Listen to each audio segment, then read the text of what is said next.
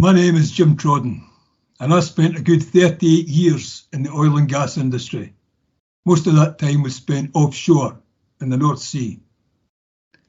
I ended up as an OIM on several installations, and every time I moved to manage a different installation, I wore a green hat, a very visible sign that I was new to the place.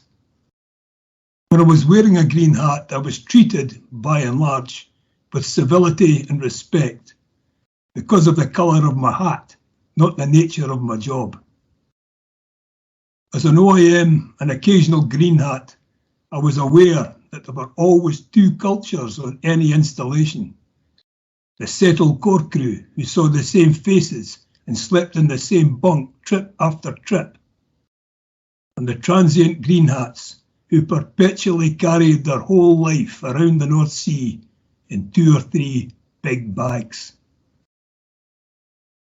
At every OIM induction, I made a promise to the green hats that, on this installation, he would be treated with civility and respect.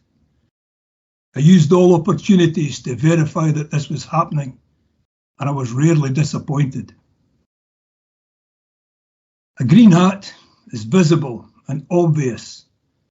You can see it from anywhere, from a crane cab, along a walkway, at a muster station, everywhere.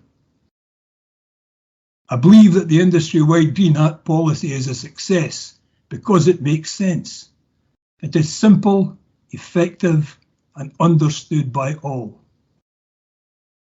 So, if you're a green hat, play your part, ask questions, and expect to be treated with civility and respect.